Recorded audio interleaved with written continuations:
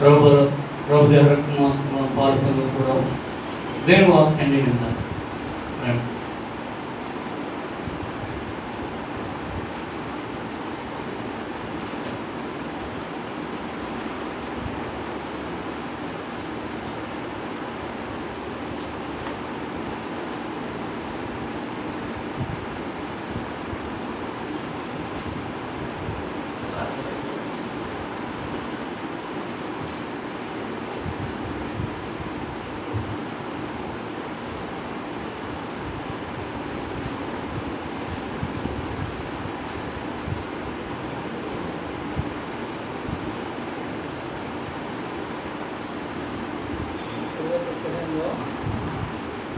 ఆయన రక్తంలో పాల్గొన పొందడానికి పూర్వం పరిశుద్ధ గ్రంథం నుంచుకున్న వాక్య భాగాలు చదువుకుందాం. కొరింథీయులకు రాసిన మొదటి పత్రిక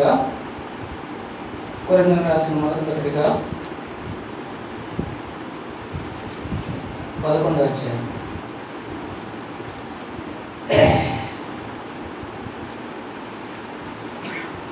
కొరింథీయులకు రాసిన మొదటి పత్రిక 11వ అధ్యాయము 28వ వచనం మనందరం కలిసి చదువుకుందాం. కాబట్టి ప్రతి మనుష్యుడు తను తాను పరీక్షించుకున్నాలను అలాగే చేసే రొట్టెలు తిని ఆ పాత్రలోని త్రాగలను. ఇర్మియా గ్రంథం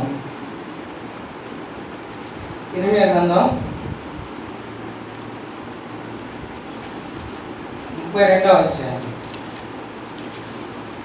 ఇర్మియా గ్రంథం 32వ అధ్యాయం.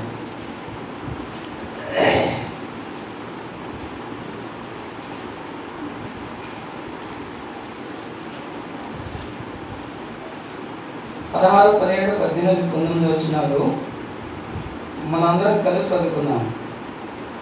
నేరియా కుమారుడైన బారూకు చేతికి ఆ క్రయపత్రమును నేను అప్పగించిన తర్వాత యెహోవాకు ఇలాగను ప్రార్థన చేసుకుని, యెహోవా ప్రభువా, సైన్యములకు అధిపతి యెహోవాను పేరు వహించువాడా, శూరుడా, మహాదేవా, నీ అధిక బలము చేతను చాచిన భావం చేతను భూమి ఆకాశంలో సూచించినవి నీకు అసాధ్యమైన ధైర్యం లేదు.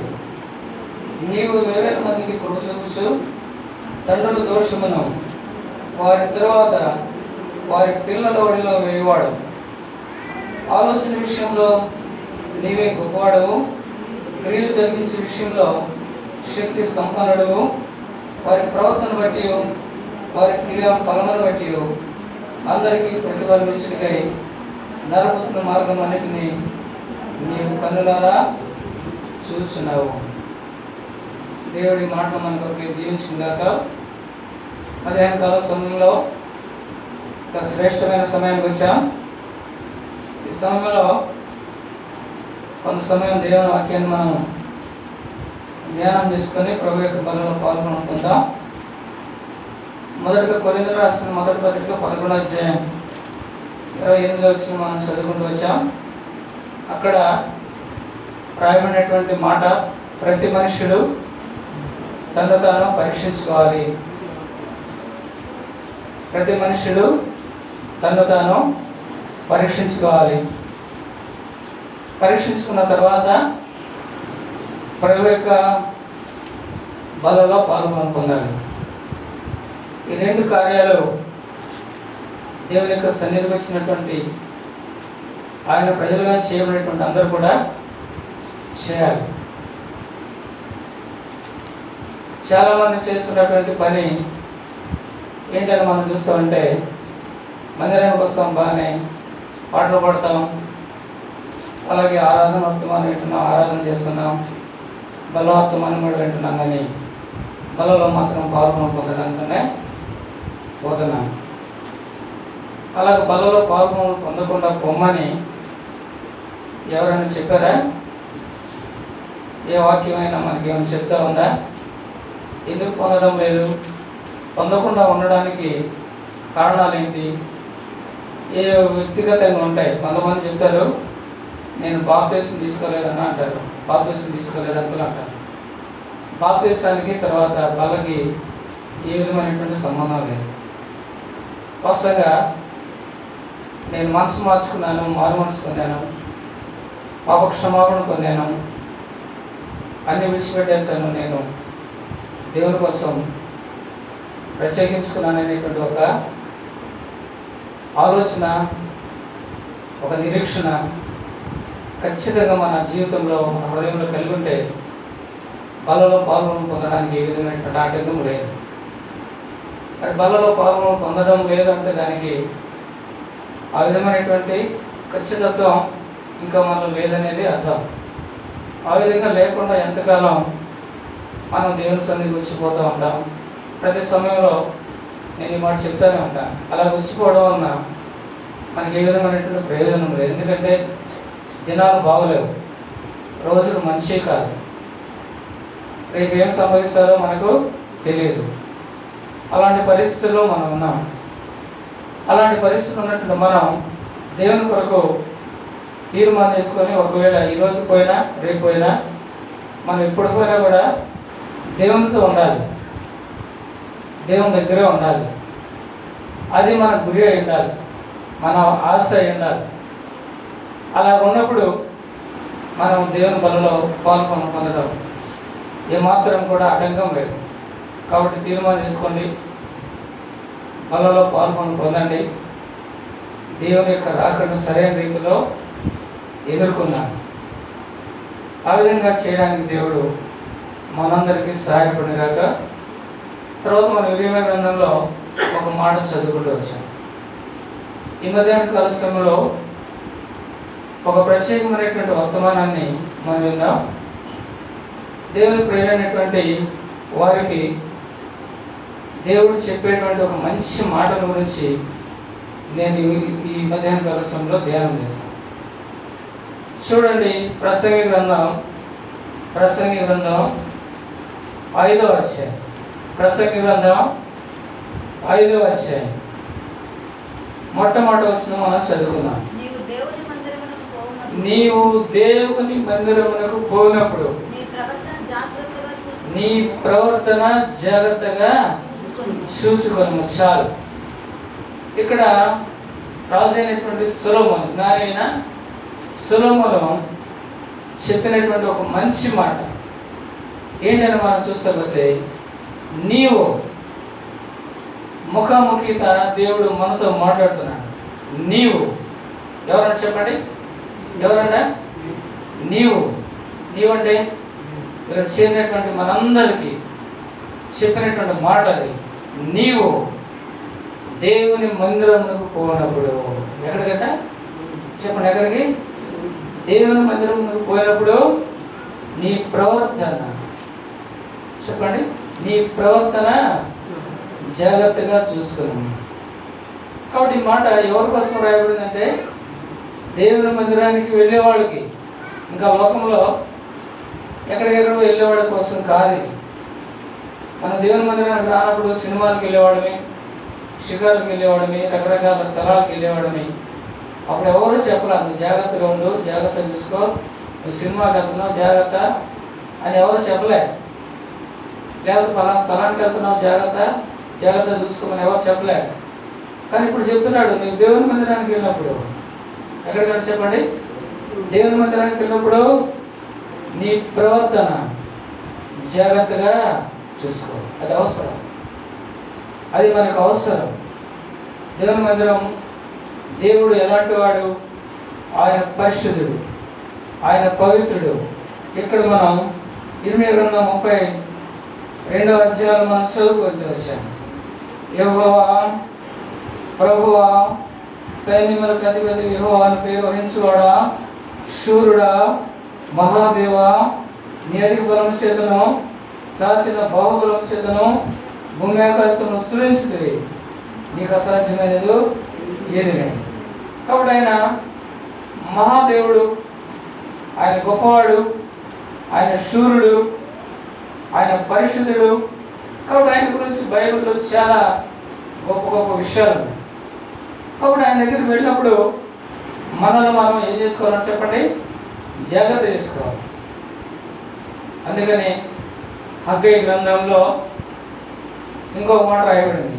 హగ్గయి గ్రంథం మొదటి అధ్యాయము 5వ వచనం. హగ్గై గ్రంథం మొదటి అధ్యాయం 5వ వచనం. కాబట్టి సైన్యములకు అధిపతియగు యెహోవా సెలవిచ్చినది ఏమనగా, నీ ప్రవర్తనను గురించి ఆలోచించుకున్నది చాలు.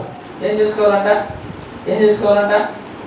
అక్కడ ప్రసంగులేమో జాగ్రత్తగా చూసుకోమన్నాడు. ఇక్కడ హక్కీలేమో నీ ప్రవర్తన గురించి ఏం చేసుకోవాలంటే మన ప్రవర్తన గురించి ఆలోచించుకోవాలి. మన ప్రవర్తన గురించి జాగ్రత్త. అది వదిలేసి మనం ఏం చేస్తామంటే అందరి గురించి చూస్తూ ఉంటాం, అందరి గురించి ఆలోచిస్తాం. అర్థమైనా? అందరి గురించి చూస్తూ ఉంటాం, అందరిని జాగ్రత్తగా చూస్తూ ఉంటాం. ఇవన్నీ కూడా మనకి అవసరం లేదు. కానీ మనల్ని మనం జాగ్రత్త చేసుకోవడం, మనల్ని ఆలోచించుకోవడం, దైవికమైనటువంటి వాతావరణంలో మన జీవితం కొనసాగాలి. అదే అధ్యాయం 7వ వచనంలో కూడా అదే మాట రాయబడింది. కాగా సైన్యములకు అధిపతియగు యెహోవా సెలవిచ్చినది ఏమనగా, నీ ప్రవర్తన గురించి. కాబట్టి ఒకే అధ్యాయంలో 2 వచనాలు అదే మాట రాశాడు. ఆలోచించుకో. ఎందుకు ఆలోచించుకోమన్నాడు? ఎందుకు జాగ్రత్తగా చూసుకోమన్నాడంటే, మన విషయంలో దేవునికి గొప్ప ఆలోచన. ఏంటి ఆలోచన అంటే, చదవండి అన్నమాట. దావీదు రాసిన కీర్తన 37వ కీర్తన. దావీదు రాసిన కీర్తన 37వ కీర్తన 23వ వచనం. ఒకని నడత యెహోవా చేతనే స్థిరపరచబడెను, వారి ప్రవర్తన చూసి దేవునికి స్తోత్రం. చూసారా? ఒకని నడత యెహోవా చేతనే స్థిరపరచబడదు, వారి ప్రవర్తన చూసి ఆయన ఏం చేస్తాడంట? ఎందుకు ప్రవర్తన గురించి జాగ్రత్త తీసుకోవాలి? ఎందుకు మన ప్రవర్తన గురించి మనం ఆలోచించాలి? ఎందుకు మన ప్రవర్తన గురించి మనం జాగ్రత్త పడాలి అని మనం చూస్తాపోతే, ఎవరైతే ప్రవర్తన జాగ్రత్త చూసుకుంటూ జాగ్రత్తగా ఉంటారో వారి ప్రవర్తన బట్టి దేవుడు ఏం చేస్తున్నాడంట?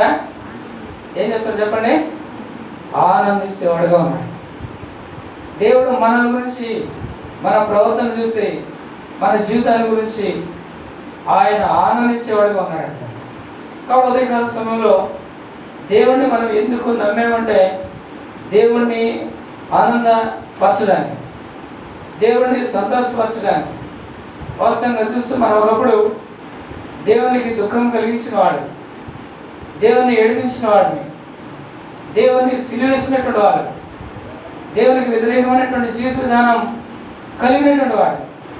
అలాంటి మనలను దేవుడు ప్రేమించి తన ప్రియకుమారుడైనటువంటి యేసుక్రీస్తు వారిని మన కోసం పంపించి ఆయన చేసినటువంటి బలియాగం ద్వారా ఆయన మనలందరినీ తన ప్రజలుగా చేసుకున్నాడు. ప్రజలుగా చేయబడినటువంటి మనం దినదినం మన ప్రవర్తనను మనం చూసుకుంటూ పోతే ఆయన మనల గురించి ఏం చేస్తాడని చెప్పండి? ఆనందిస్తాడు, ఆయన సంతోషపరుస్తాడు. కాబట్టి మనం ఎల్లప్పుడూ కూడా ఆయన్ని సంతోషపెట్టేవారంగా, ఆయన్ని ఆనందింపజేసేవారంగా మనం ఉండడానికి తీర్మానం చేసుకున్నప్పుడు అది మనకు మేలు, అది మనకు ఆశీర్వాదం. ఎందువలన అని మనం చూస్తూ పోతే బైబిల్లో మనం చదువుకున్నటువంటి వాక్యాన్ని మనం మళ్ళా చదువుకుందాం. ఇర్మియా గ్రంథం. ఎందుకు మన ప్రవర్తన గురించి జాగ్రత్త తీసుకోవాలి? ఎందుకు మనం ప్రవర్తన గురించి ఆలోచించాలి? మన ప్రవర్తన విషయంలో ఎందుకు ఎంత పట్టుదల అని మనం చూసుకోకపోతే ఇర్మియా గ్రంథం చదువుకున్నాం కదా, 32వ అధ్యాయం 19వ వచనం. ఆలోచన విషయంలో నీవే గొప్పవాడు, క్రియలు జరిగించే విషయంలో శక్తి సంపన్నుడు, వారి ప్రవర్తనను బట్టి వారి క్రియా ఫలమును బట్టి అందరికి ప్రతిఫలించుటకై నరపుత్రుల మార్గములన్నిటిని నీవు చెప్పండి. ఏం చేస్తున్నాడు దేవుడు? ఏం చేస్తున్నాడంట? వారి ప్రవర్తన బట్టి, వారి క్రియలు బట్టి. జాగ్రత్తగా వినండి. అర్థవంతమైన రీతిలో నేను వాక్యాన్ని చెప్తాను, అర్థం చేసుకోండి. ఏం చేయాలంటే చెప్పండి, మన ప్రవర్తన జాగ్రత్తగా ఉండాలి. మన ప్రవర్తన గురించి మనం ఆలోచించుకుంటూ ఉండాలి. ఎందుకని మనం చూస్తామన్నప్పుడు ఎవరైతే ప్రవర్తన విషయంలో జాగ్రత్తగా ఉంటారో వాళ్ళని చూసి దేవుడు ఏం చేస్తాడంట? ఆనందిస్తాడో, సంతోషిస్తాడు. ఎందుకు ఈ మధ్యాహ్న కాల సమయంలో ఈ ప్రవర్తన అనేటువంటి అంశాన్ని మన ముందుకు తీసుకొచ్చిన దేవుడు అంటే, వారి ప్రవర్తనను బట్టి, వారి క్రియలు బట్టి దేవుడు ఏం చేస్తాడని చెప్పండి? ప్రతిఫలం ఇస్తాడు. ప్రతిఫలం ఇవ్వడం కోసం దేవుడు ఆకాశం నుండి మానవులు ఏం చేస్తున్నాడంట? కన్నులారా చూస్తాడు. దేవుడు ఏం చేస్తున్నాడు? ఏం చేస్తున్నాడు దేవుడు? చెప్పండి, ఏం చేస్తున్నాడు? కన్నులారా చూస్తున్నాడు, మామూలుగా కాదు. అర్థమైందా? దావీదు రాసిన కీర్తనలు 11వ కీర్తన 4-3 చూడండి, అదే మాట రాయబడింది. దావీదు రాసిన కీర్తనలు 11వ కీర్తన, యెహోవా తన పరిశుద్ధ ఆలయంలో ఉన్నాడు, యెహోవా సింహాసనము ఆకాశమందున్నది, ఆయన నరులను ఎదుస్తున్నాడంటే ఎదుస్తున్నాడు. చెప్పండి, మనం ఒక్కరితో చూపిస్తున్నట్టు ఉంటాం మనం, కానీ దేవుడు కన్నులారా చూస్తున్నాడంట మనల్ని. ఎంత మంచిలో మనం, ఎంత ధన్యులో మనం. దేవుని యొక్క కనుసూపు మన మీద సంవత్సరాది మొదలుకొని సంవత్సరాంతం వరకు ఆయన కను దృష్టి మన మీద ఉంది. ఎంత ధన్యులమో చూడండి, ఎంత గొప్పవాడమో చూడండి. మామూలు విషయం కాదు ఇది. దేవుని యొక్క కను దృష్టి మన మీద ఉంది. ఆయన మనల్ని ఎలా చూస్తున్నాడంటే కన్నులారా చూస్తున్నాడు. చూసి చూడనట్టు లేడు. మనమైతే చూసి చూడనట్టుగా ఉంటాం, నిద్రపోతాం, రకరకాలైనటువంటి అన్ని చేస్తాం. ఆయన మాత్రం ఎప్పుడు నిద్రపోడు. చెప్పండి, ఆయన ఇప్పుడు నిద్రపోడు. ఇశ్రాయేలు కాయవాడు ఏం చేయాలి చెప్పండి? కునుకడు, నిద్రపోడు. యెషయా గ్రంథం 27:3 చూస్తే అక్కడ చూడండి ఎలాగున్నాం. యెషయా గ్రంథం 27:3 యెహోవాను నేను దానిని కాపు చేస్తున్నాను, ప్రతి నిమిషం నీరు కడుచున్నాను, ఎవడును దాని మీదకి రాకున్నట్లు. ఎంత మంచి దేవుడు వచ్చాడు. యెహోవాను నేను దానిని కాపు చేస్తున్నాను, ప్రతి నిత్యము ప్రతి నిమిషము నేను దానికి నీరు కడుచున్నాను, ఎవడు దాని మీదకి రాకుండా దివారాత్రులు నేను. ఎంత మంచి దేవుడు, ఎంత దేవుని ప్రజలు మనం, ఎంత ధన్యులు చూడండి. ఒక్క నిమిషం కూడా, ఒక్క సెకండ్ కూడా దేవుడు మనల్ని విడిచిపెట్టకుండా ఆయన మనల్ని చూస్తున్నాడు, ఆయన మనల్ని కాపాడుతున్నాడు. ఒకవేళ మనం నిద్రపోయినా కూడా ఆయన మాత్రం నిద్రపోడు. చెప్పండి, ఆయన మాత్రం మనకు, ఆయన గారు ఒక్క నిమిషం నిద్రపోయి ఉంటే అందరూ పోతారు, లోకం మొత్తం నిద్రపోతారు. అర్థమైందా మీకు? ఆయన కానీ ఒక్క నిమిషం నిద్రపోయాడంటే లోకం మొత్తం ఏమైపోతుందంట? సభ. ఎంత గొప్ప ఆలోచన వస్తుంది. కాబట్టి ఆయన మనుషులను కన్నులారా చూస్తున్నాడు. ఎందుకు చూస్తున్నాడు? ఏంటి విషయం అని మనం చూస్తే, వారి ప్రవర్తన బట్టి, వారి క్రియా ఫలమును బట్టి వారికి ప్రతిఫలం ఇవ్వడానికి. మధ్యాహ్న కాల సమయంలో ఎవరి ప్రవర్తన బట్టి, ఎవరి క్రియలను బట్టి దేవుడు వాడికి ఏమిస్తాడంట? ఏమిస్తాడు? ప్రతిఫలం ఇస్తాడు. ఆ ప్రతిఫలాన్ని పొందడానికి దేవుని మందిరానికి వచ్చినాడు. ఆ యొక్క ఫలాన్ని మనం అనుభవించడానికి దేవుని మందిరానికి వచ్చింది. ఆ విధమైనటువంటి ప్రవర్తన కలిగినటువంటి మనుషులు బైబిల్లో చాలా మంది. వారి ప్రవర్తన బట్టి దేవుడు వాళ్ళకి ఇచ్చినటువంటి ప్రతిఫలాలు ఉన్నాయి. వాళ్ళ గురించి నేను మధ్యాహ్న కాల సమయంలో 10 మందిని గుర్తు చేస్తాను. మీకు 10 మందిని నేను చదివేసి నేను ముగిస్తాను. ఎంత సమయం అవుతుంది 10 మందిని చదివితే? ఎంత అవుతుందో ఎంతైనా అవుతుంది. ఎంతైనా సరే జాగ్రత్తగా వినండి, అర్థం చేసుకునండి. ఆ వాక్యంలో ఉన్నటువంటి ఆశీర్వాదాన్ని మనం పొందుకొని మన ప్రవర్తనను ఏ విధంగా ఉంచుకోవాలో ఆలోచన చేసుకుని ఈ స్థలం విడిచిపెడతాం. మధ్యాహ్న కాల సమయంలో మనం చూసినప్పుడు చదవండి. అక్కడ నంబర్ 1 ఆదికాండం 15వ అధ్యాయం. ఆదికాండం 15వ అధ్యాయము 6వ వచనం చదవండి. ఆదికాండం అతడు యెహోవాను నమ్మెను, ఆయన అతనికి నీతిగా. ఎవరి గురించి మనం చదువుకుంటాం ఈ మాట? అబ్రహాం. చెప్పండి, ఎవరంటే అబ్రహాం. అబ్రహాం గురించి మనం చదివినప్పుడు అబ్రహాం ఏం చేశాడు అని మనం చూస్తే దేవుణ్ణి నమ్మాడు. చెప్పండి, అబ్రహాం ఏం చేశాడు? దేవుణ్ణి నమ్మాడు. అబ్రహాము వాళ్ళ పితరులతో, వాళ్ళ తల్లిదండ్రులతో, వాళ్ళ బంధువులతో అందరితో ఉన్నాడు. ఎక్కడ ఉన్నాడని మనం చూస్తే లోకములో ఉన్నాడు, లోకస్తుడిగా ఉన్నాడు. వాళ్ళందరూ ఏం చేస్తున్నారు? అదే చేశాడు. విగ్రహాలను పూజ చేస్తూ ఉన్నాడు, విగ్రహాలను అమ్ముతున్నారు. ఈ విధమైనటువంటి లోక పరిస్థితులు ఉన్నప్పుడు ఒక రాత్రి ఆశ్చర్యంగా దేవుడు ఆయన దర్శించాడు. అబ్రహాం, నువ్వురా, నీ తండ్రిని, నీ తండ్రి ఇంటిని, నీ దేశాన్ని, నీ బంధువుల్ని అందరినీ కూడా విడిచిపెట్టిరా. నువ్వు కానీ విడిచిపెట్టి నా మాట విని వచ్చావంటే నేను నిన్ను ఆశీర్వదిస్తాను. దేవుడు చెప్పాడు. ఎప్పుడైతే దేవుడు చెప్పాడో, ఎవరి దేవుడు ఏది ఇలా చెబుతున్నాడు? ఇప్పుడు దాకా నేను మన తల్లిదండ్రులతో అందరితో నేనున్నాను, వీళ్ళందరినీ విడిచిపెట్టి అనుకుంటున్నాడు, ఆశీర్వదిస్తాడట.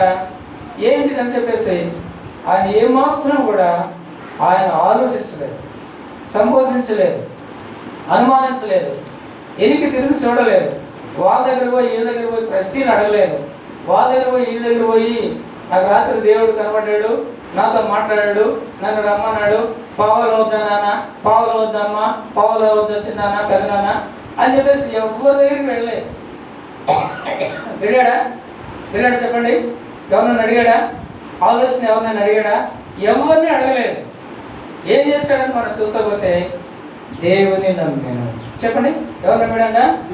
దేవుని యొక్క మాట నమ్మాడు, దేవుడు నమ్మాడు, అంతే. వాగ్దానం చేసినటువంటి దేవుడు ఆయనను ఏం చేశాడని మనం చూసుకోకపోతే ఆదికాండం 24వ అధ్యాయం 1వ వచనం. అబ్రహాము బహుకాలము గడిచిన వృద్ధుడైనను, అన్ని విషయములలో యెహోవా అబ్రహామును ఆశీర్వదించను. కాబట్టి ఇక్కడ మనం చూసుకోకపోతే ఏ దేవునికి మాట నమ్మాడో, ఏ దేవునికి మాట నమ్మి తను విడిచిపెట్టమన్నది విడిచిపెట్టి వచ్చాడో ఆ దేవుడు అబ్రహాం ఏం చేస్తాడంటే చెప్పండి, అన్ని విషయాల్లో ఏం చేస్తాడంట? అన్ని విషయాల్లో దేవుడు అబ్రహాంను ఏం చేస్తాడు?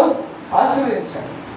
కాబట్టి ఆశీర్వదించబడాలి అనేటువంటి ఆశ భూమి మీద ఉన్నటువంటి ప్రతి మానవుడికి ఉంటాడు. దేవుని దగ్గరికి వచ్చినటువంటి ప్రతి మానవుడికి ఉంటాడు. దేవుని సన్నిధికి వచ్చినటువంటి ప్రతి ఒక్కరికి ఉండాలి. ఏమని? నేను ఆశీర్వదించబడాలి, నేను దీవించబడాలి, నేను సంతోషంగా ఉండాలి, నేను ఆనందంగా ఉండాలి అనేటువంటి కోరిక అందరికీ ఉంటారు. నేను ఏదైతే అనుకున్నానో అది జరగాలి అనేటువంటి ఆశ ప్రతి ఒక్కరికి ఉంటుంది. ఉన్నదా? చిన్నవాళ్ళకు ఉంటుంది, పెద్దవాళ్ళకు ఉంటుంది, స్త్రీలకు ఉంటుంది, పురుషులకు ఉంటుంది, అందరికీ ఉంటుంది, ప్రతి స్థలంలో ఉంటుంది. అయితే ఉన్నంత మాత్రాన అది సఫలం కాదు, అది తీర్చబడదు. ఎప్పుడు అది తీర్చబడదు. మన ఆశ, మన ఆలోచన, మన కోరిక అని మనం చూస్తే అబ్రహాం జీవితం నుంచి మనం నేర్చుకున్నప్పుడు ఆయన దేవుని నమ్మాను. చెప్పండి, దేవుని నమ్మాడు. అది ఆయనకి నీతిగా ఎంచబడింది. ఆయన యొక్క నీతి ఆయన ఏం చేస్తుందో చెప్పండి, ఆశీర్వదిస్తూ వచ్చింది. కాబట్టి మధ్యాహ్న కాల సమయంలో అబ్రహాం యొక్క ప్రవర్తన ఆయనను ఆశీర్వాదకరమైనటువంటి రీతిలో తీసుకొచ్చింది. నేను ముగిస్తాను ఆయన గురించి. కాబట్టి మధ్యాహ్న కాల సమయంలో దేవుని సన్నిధికి వచ్చినటువంటి మనం ఆయన నమ్ముతున్నామా? నంబర్ 1, ఆయనను నమ్ముతున్నామా? ఆయన మాటను నమ్ముతున్నామా? ఆయన చెప్పింది చేస్తున్నామా? అలాగైతే ఆనాడు అబ్రహామును ఆశ్రయించినటువంటి దేవుడు ఈనాడు మనల్ని కూడా ఏం చేస్తాడు? ఆశ్రయిస్తాడు. చాలా మంది అనుకుంటారు దేవుడు వాళ్ళని ఆశ్రయిస్తున్నాడు, వీళ్ళని ఆశ్రయిస్తున్నాడు, వాళ్ళు గొప్ప చేస్తున్నాడు, వీళ్ళు గొప్ప చేస్తున్నాడు, మేము ఎప్పుడు చూసి నెట్టినే ఉంటాం అనుకుంటారు. మనుషులు చూసి ఓపోతూ ఉంటారు. కారణం ఏంటి? ఎందుకు వాళ్ళు ఆశ్రయించబడుతున్నారు, ఎందుకు వాళ్ళు గొప్పవాళ్ళు అవుతున్నారు, ఎందుకు వాళ్ళు దీవించబడుతున్నారు అంటే వాళ్ళు దేవుని మాట వింటున్నారు. వింటున్నావా? దేవుని యొక్క ఆలోచన ప్రకారం వాళ్ళు నడుస్తున్నారు. మనం వింటున్నామా ఏనాడైనా? అలాగైతే ఆనాడు ఉన్నటువంటి దేవుడు ఈనాడు ఉన్నాడు. దేవుడు నిన్న నేడు నిరంతరం ఏకరీతిగా ఉన్నా ఆయన ఏమాత్రం పక్షపాతి కాడు. ఒకరిని ప్రేమించి, ఒకరిని దీవించి, ఆశ్రయించి, ఒకరిని ప్రేమించుకునవడానికి ఆయన ఎలాంటి వాడంట? పక్షపాతి. ఆయన ఏకరీతిగా ఉన్నటువంటి దేవుడు. కాబట్టి నెంబర్ 1, అబ్రహాము ఆశ్రయించబడ్డాడు. దానికి కారణం ఏంటంటే ఆయన దేవుడిని ఏం చేశాడు? నమ్మాడు. ఆయన యొక్క మాటను నమ్మాడు. మనం నమ్ముతున్నామా? ఆలోచించుకున్నాం. ఒక్కసారి మనం పరీక్షించుకున్నాం. నెంబర్ 1. రెండోది చూస్తే ఆదికాండం 26వ అధ్యాయం. ఆదికాండం 26వ అధ్యాయం చూడండి అన్నమాట. 12వ వచనం. ఇస్సాకు ఆ దేశమందున వాడై విత్తనము వేసి ఆ సంవత్సరం 100 ఫలము పొందెను. యెహోవా అతన్ని ఆశీర్వదించెను కనుక ఆ మనుషుడు గొప్పవాడై అతడు మిక్కిలి గొప్పవాడు వరకు క్రమక్రమంగా అభివృద్ధి పొందొచ్చు. కాబట్టి ఇక్కడ రెండో వ్యక్తిని మనం చూస్తాం. నేను ఎంతమంది గురించి చెప్తున్నాను? 10 మంది. 10 మందిలో ఇస్సాకు రెండోవాడు. గుర్తుపెట్టుకోండి. నేను చివరిలో మొత్తం అడుగుతా, అందరిని అడుగుతా. అందరి పేరు మీకు చెప్పిన తర్వాత నేను ముగిస్తా. జాగ్రత్త వినండి. కాబట్టి మొట్టమొదటి ఎవరి గురించి చెప్పండి. రెండోది అబ్రహాము కుమారుడైనటువంటి ఇస్సాకు. ఈయన చేయబడ్డాడు అంటే 100 ఫలం పొందాడంట. చెప్పండి, ఎంత ఫలం పొందాడు? ఎవరైనా చెప్తారా? మాట? మేము ఈ సంవత్సరం వ్యవసాయం వేసాం, పంటలు వేసాం, దేవుడు మాకు 100 ఫలం ఇచ్చాడని ఎవరైనా చెప్తారు? భూమి మీద ఎవరైనా చెప్తారా? ఎవరు చెప్పలేరు. చెప్పండి, ఎవరు చెప్పలేరు. వేసామండి, పండింది. ఎంత పండింది? ఏదో ఖర్చులకు వచ్చినాయి కొంతమంది చెప్తారు, ఏదో కొంచెం లాభం వచ్చిందని పండిందని చెప్పి చెప్తారు. కానీ మాకు 100 ఫలం వచ్చిందని ఎవరు చెప్పలేరు భూమి మీద. కానీ ఇస్సాకు ఏం చేశారు చెప్పండి? 100 ఫలం పొందాడు. ఎప్పుడు పొందాడో చెప్పారు తెలుసా మీకు? చదవండి అన్నమాట. ఆదికాండం 26వ అధ్యాయం మొదటి వచనం. అబ్రహాము దినములలో వచ్చిన మొదటి కరువు కాక మరి ఒక కరువు ఆ దేశంలో. చెప్పండి, ఆ దేశంలో ఏముందంట? ఏమొచ్చింది? ఆ దేశంలో కరువు వచ్చింది. అబ్రహాం దినాల్లో కరువు వచ్చింది. కరువు వచ్చిన తర్వాత అబ్రహాం ఏం చేశాడంటే ఐగుప్తుకి వెళ్ళాడు. అర్థమైనా? ఐగుప్తుకి వెళ్ళాడు. ఆ విధమైనటువంటి కరువు మరలా వచ్చింది. ఎవరి దినాలు వచ్చింది? ఆయన కుమారుడు అనేటువంటి ఇస్సాకు దినాలు వచ్చింది. అస్సలు వాస్తవంగా చెప్తే ఈ కరువు అనేది భూమి మీద ఎందుకు వస్తుంది చెప్తారు ఎవరైనా? కరువు అనేది ఒక మానవుడికి కానివ్వండి, ఒక కుటుంబానికి కానివ్వండి, ఒక ప్రాంతానికి కానివ్వండి, ఒక దేశానికి కానివ్వండి, ఒక గ్రామానికి కానివ్వండి, అసలు కరువు ఎందుకు వస్తుంది చెప్పగలరు ఎవరైనా? నేను సేవసార్లు చెప్పాను మీకు. ఎహెజ్కేలు గ్రంథం 12వ అధ్యాయం, లేకపోతే 14వ అధ్యాయం 12వ వచనం. ఎహెజ్కేలు గ్రంథం 14వ అధ్యాయం. మరియు యెహోవాకు నాకు ప్రత్యక్షమై ఇలాగ సెలవిచ్చెను, నరపుత్రుడా, ఏ దేశమైతే విశ్వాసఘాతకమై నా దృష్టికి పాపం చేసిందో దానికి నేను విరోధినై ప్రాణాధారముగు ఆహారం లేకుండా చేసి కరువు పంపించి మనుషులను పశువులను. చూస్తారా ఎందుకు వస్తుందంటే కరువు? ఒక మనిషికి ఎందుకు వస్తుంది కరువు? మనుషులు ఏమన్నా తెలివి తక్కువవాడా, చేతగానోడా, పని చేయనోడా? ఎందుకు కరువు వస్తుంది మానవుడికి? ఎందుకు వస్తుంది కుటుంబానికి కరువు? కష్టపడతాడు, పగలంతా కష్టపడతాడు, వారం అంతా కష్టపడతాడు, నెలంతా కష్టపడతాడు. కష్టపడినటువంటి కష్టాన్ని ఏం చేస్తున్నాడు చెప్పండి? దుర్వ్యాపారానికి పాడు చేస్తున్నాడు. దుర్వ్యాపారం అంటే అర్థం ఏంటి? చెప్తారు ఎవరైనా? దుర్వ్యాపారం అంటే అర్థం ఏంటి? ఎఫెసీయులకు రాసిన పత్రిక 5వ అధ్యాయం 18వ వచనం. ఎఫెసీయులకు రాసిన పత్రిక 5వ అధ్యాయం 18వ వచనం. మరియు మద్యముతో మత్తులో ఎందుకడే. చూసారా? దుర్వ్యాపారం అంటే ఏంటంట? మద్యముతో మత్తులై. అందులో ఏముందంట? దుర్వ్యాపారం అంటే అర్థం ఏంటంటే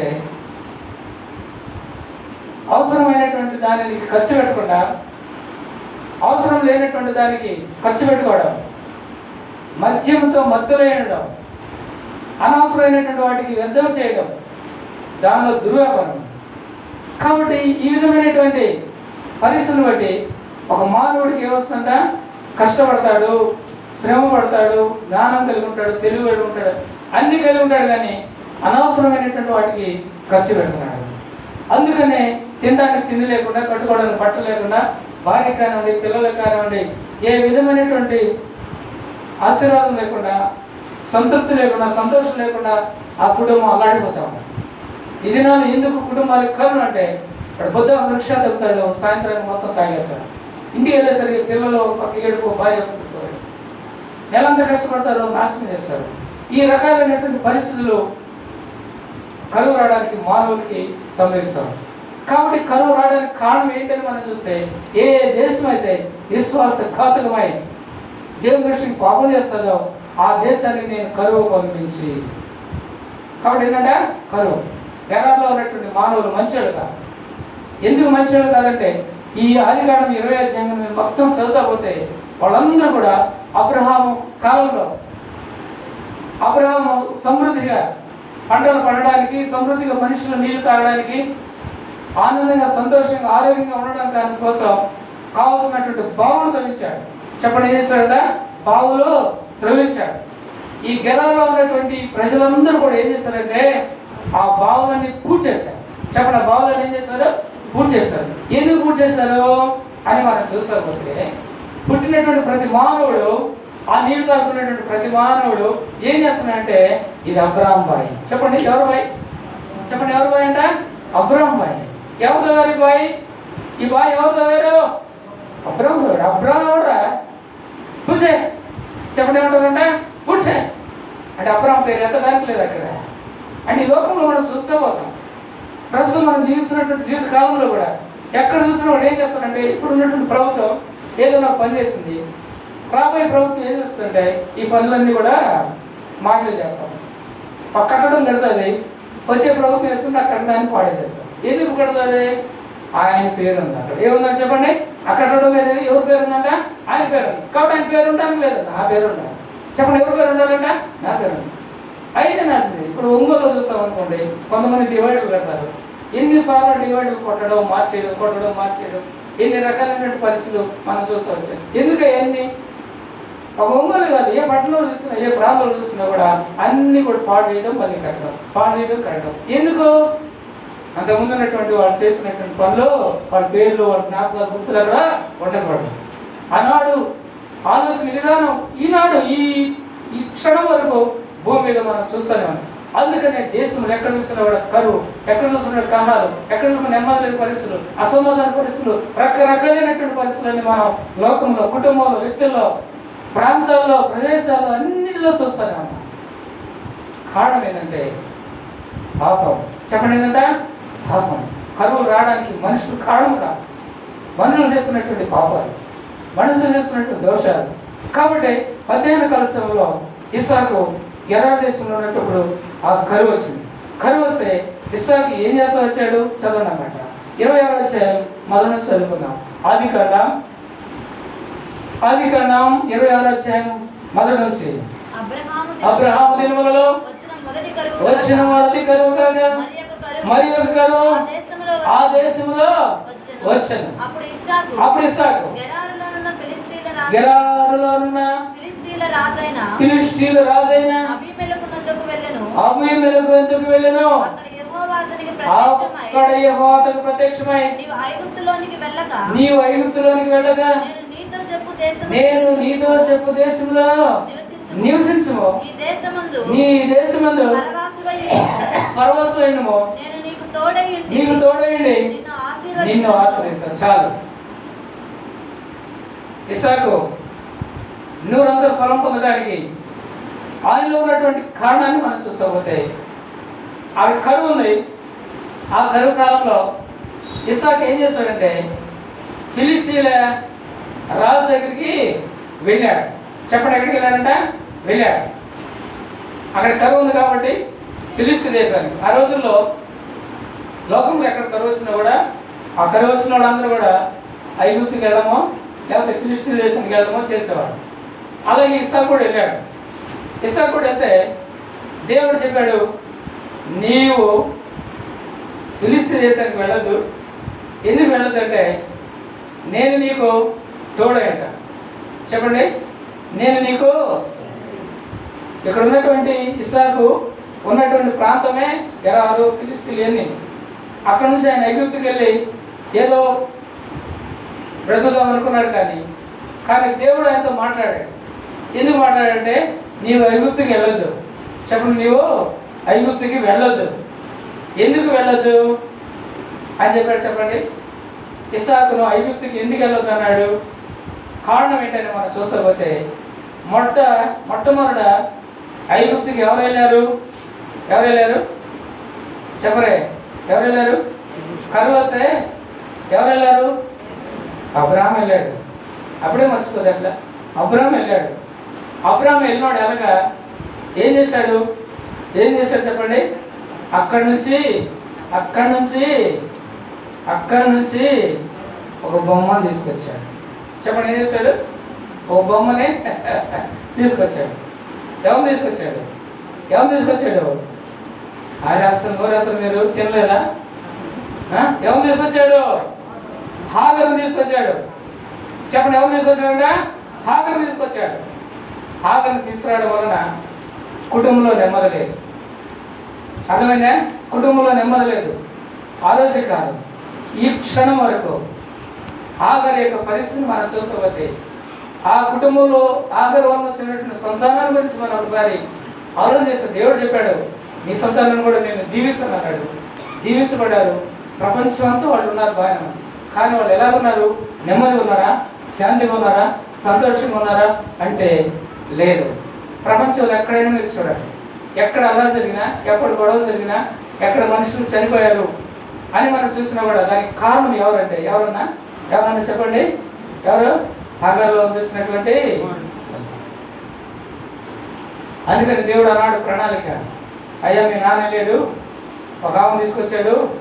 ఆమె కూడా ప్రపంచం అంతా అల్లకొల్లము, కుటుంబంలో అల్లకొల్లము, కూడా నువ్వు కూడా వెళ్ళి నువ్వేం తీసుకొస్తావు? వద్దులే, నువ్వేడే ఉండవు. చెప్పండి, నువ్వు ఇక్కడే ఉండవు. నేను నీకు తోడైంది, నేను నిన్ను ఆశ్రయిస్తాను. ఎంత గొప్ప దేవుడు! ఎప్పుడైతే ఆ మాట చెప్పాడో వాస్తవంగా చూసి అక్కడ కరువు ఉంది. అర్థమైందా? అక్కడ నీళ్ళు లేవు, అక్కడ పంట లేదు. అలాంటి పరిస్థితుల్లో ఇస్సాకు ఏం చేస్తాడంటే, అరే దేవుడు ఏంట, పంట లేదు, నీళ్లు లేవు, ఏమి లేవు, జనాలు కరువుతో అల్లాడుతూ ఉంటాయి, ఈయన నన్ను ఇక్కడ ఆశ్రయిస్తున్నాడని చెప్పేసి అనుమానించలే. దేవుడు చెప్పిన మాట ఏందో విశ్వాసం ఉంచాడు, విధేయత చూపించాడు. విశ్వాసాన్ని, విధేయతను పెట్టుబడిగా పెట్టి విత్తనం వేశాడు. నూరంతలా ఫలం పొందాడు. నెంబర్ 2 విశ్వాసము. చెప్పండి కదా, ఎవరైతే విశ్వాసముగా విధేయతగా నడుచుకుంటారో వారి జీవితంలో దేవుడు కరువు ఉన్నా కానీ సమృద్ధినిస్తాడు. చెప్పండి, ఏం చేస్తాడా? చుట్టూ కరువునా కానీ వారి జీవితంలో సమృద్ధిస్తాడు. ఆశీర్వాదాన్ని, సంతోషాన్ని చూడగలుగుతారు. ఆ సందర్భాన్ని మన విశ్వాస జీవితం నుంచి మనం చూడగలం. 3ది మనం చూసుకోబోతే చదవన్న మాట ఆదికాండం 49వ అధ్యాయం 22వ వచనం. ఆదికాండం 49వ అధ్యాయం 22వ వచనం. త్వరగా తీయండి. యేసేపు ఫలించెడి కొమ్మ, కోట యొద్ద ఫలించెడి కొమ్మ, దాని రెమ్మలు గోడ మీదకి ఎక్కి వ్యాపించి. కాబట్టి ఇక్కడ మనం చూస్తాపోతే 3వ వ్యక్తిని గురించి నేను చెప్తాను. యేసేపు. చెప్పండి, ఎవరంట? యేసేపు. యేసేపు ఏం చేశాడు అని మనం చూస్తాపోతే ఫలించాడు. చెప్పండి, ఏం చేశాడు? ఫలించాడు, అభివృద్ధి పొందాడు, ఆశ్రయించబడ్డాడు, గొప్ప చేయబడ్డాడు. ఆయన ప్రవర్తన గురించి మనం చూసుకోకపోతే ఆయన ఎలాంటి వాడు అంటే ఆయన పరిశుద్ధుడు. చెప్పండి, ఎలాంటి వాడంట? పరిశుద్ధుడు. ఆయన కుటుంబంలో ఉన్నప్పుడు పరిశుద్ధంగానే ఉన్నాడు, అన్నదమ్ముల దగ్గర ఉన్నప్పుడు పరిశుద్ధంగానే ఉన్నాడు. ఆ దేశాన్ని విడిచిపోయిన తర్వాత వాళ్ళ అన్నదమ్ములు కొట్టినప్పుడు, గోతులు వేసినప్పుడు, రకరకాల హింసలు పెట్టినప్పుడు కూడా తన పరిశుద్ధతను ఏం చేయలేదు విడిచిపెట్టాడు. అక్కడ నుంచి వేరే దేశానికి వెళ్ళారు, అక్కడ బానిసగా ఉన్నాడు, అక్కడ నుంచి శర్షాలకు వెళ్ళాడు. కాబట్టి ఎన్నో ప్రాంతాలు ఆయన తిరుగుతూ ఉన్నాడు, ఎంతో మందిని చూస్తూ ఉన్నాడు, ఎన్నో పరిస్థితులను ఎదుర్కొంటున్నాడు, ఎన్నో హింసలను భరిస్తున్నాడు, ఎన్నో నిందలను అవమానాలను భరిస్తున్నాడు. ఇన్ని పరిస్థితుల్లో కూడా ఏం చేశాడు? ఇస్సాకుని మనం చూస్తాం, యేసేపుని మనం చూస్తాకపోతే పరిశుద్ధంగా ఉన్నాడు, పవిత్రంగా ఉన్నాడు. చెప్పండి, ఎలా ఉన్నాడంట? అందుకనే చెప్పాడు, మీ ప్రవర్తన గురించి జాగ్రత్తగా. ఎవరు ప్రవర్తన గురించి మనం చూస్తాకపోతే మన బైబిల్లో ఉన్నటువంటి మన పితృలైన వారి గురించే మన మాదిరిగా మనం చూస్తాం.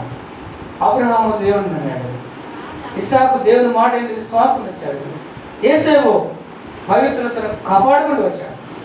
పరిస్థితులకు తలలోకలేదు, పరిస్థితులకు లోబడలేదు, పరిస్థితులకు రాజీ పడలేదు. ఎదుటి వారు ఎంత గొప్పవాళ్ళైనా సరే వాళ్ళ మాటకు లోబడలేదు. దేవుని యందు భయం కలిగి, భక్తి కలిగి ఆయన జీవిస్తూ వచ్చాడు. కారణం ఏంటంటే ఆయనలో దేవుడు ఉన్నాడు. చెప్పండి, ఆయన ఎవరున్నారంట? దేవుడు ఉన్నాడు. ఆయనలో దేవుని మాట ఉంది, దేవుని వాక్యం ఉంది. కాబట్టి ఆయన ఏ పరిస్థితులకైనా రాజీ పడలేదు. ఎవరి హృదయంలో దేవుడు ఉంటాడు, ఎవరి హృదయంలో దేవుని వాక్యం ఉంటారో వారు పరిస్థితులకు రాజీ పడరు. బైబిల్లో రాయబడింది, దావీదు రాసిన కీర్తనలు 119 కీర్తన 11వ వచనం. దావీదు రాసిన కీర్తన 119 కీర్తన 11వ వచనం. నీ ఎదుట నేను పాపము చేయకున్నట్లు నా హృదయంలో నీ వాక్యము ఏముందంట? యేసేపు హృదయంలో ఏముంది? చెప్పండి, యేసేపు హృదయంలో ఏముందంట? యేసేపు యొక్క జీవితంలో ఏముందని మనం చూస్తాపోతే దేవుడు ఉన్నాడు, దేవుని వాక్యం ఉంది. ఆ వాక్యం ఏం చేస్తా ఉంది? చెప్పండి, ఏం చేస్తా ఉందంట? పాపం చేయకుండా అడుగుతాం. అక్కడ పోతీఫరు ఉన్నాడు, వాళ్ళ భార్య ఉంది, మామూలు ఆయనతో రోజు ఏం చేస్తుందంట? మాట్లాడుతున్నారు, రోజు మాట్లాడుతున్నారు, ఎదురు మాట్లాడుతున్నారు. కానీ లోపల ఎవరున్నారు? చెప్పండి. లోపల ఎదురేమో ఒక అందమైనటువంటి స్త్రీ ఉంది, లోపలేమో పవిత్రుడైన, పరిశుద్ధుడైన, బలవంతుడైన, శక్తిమంతుడైనటువంటి దేవుడు లోపల ఉన్నాడు. వాళ్ళ ఎదుటేమో ఒక స్త్రీ ఉంది, లోపలేమో దేవుడు ఉన్నాడు. ఎవరికి రాజీ పడలేదు, ఎవరికి లోపడ్డాడు, ఎవరికి భయపడ్డాడు అని మనం చూస్తే యేసేపు గురించి రాయబడింది. యేసేపు అక్కడ నుండి పారిపోయాడు. చెప్పండి, ఏం చేశాడంటే పారిపోతే ఆవిడ ఎక్కడి నుంచి వచ్చారో, ఏంట్రా నువ్వు, నేను చెప్పిన మాట నేను నీ సంగతి చూస్తారనుకుంది.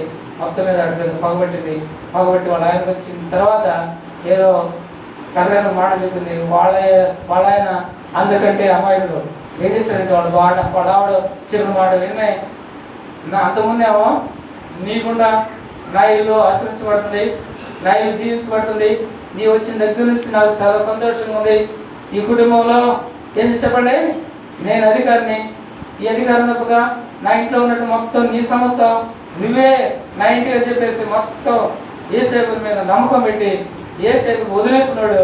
ఎప్పుడైతే వాళ్ళ ఆవిడ చెప్పిందో వాడు మా ఆవిడ మాట వినే ఈ పవిత్రుడైనటువంటి పరిశుద్ధుడైనటువంటి యేసేపు తీసుకుని ఏం చేశాడు? శరసాలు వేస్తే అక్కడ ఏమన్నా ఏడుతో కూర్చున్నాడు చెప్పండి. ఆదికాండం చదవన్నమాట. ఆదికాండము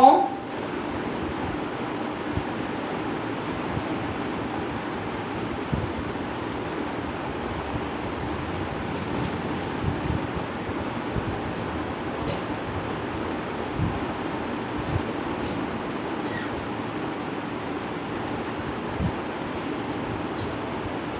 39 అధ్యాయం. ఆదికాండం 39 అధ్యాయం.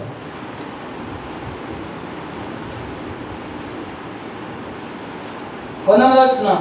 కాబట్టి అతని యజమానుడు నీ దాసుడు నన్ను చేసిన తన భార్య తనతో చెప్పిన మాటలు విన్నప్పుడు కోపంతో మండిపడి అతను పట్టుకొని రాజు ఖైదీలు బంధింపబడి సరసాలు వేయించును.